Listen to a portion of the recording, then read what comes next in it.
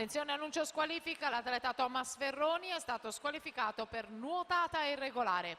Siamo in gara con la prima serie ragazzi, primato del meeting di Gianluca Gazzola, 26,53. Sesta corsia, forse Alessandro Papa leggermente avanti, Alessandro Papa 27,05 per la vittoria davanti a Barison 27,22 e poi Gurriero 27,54.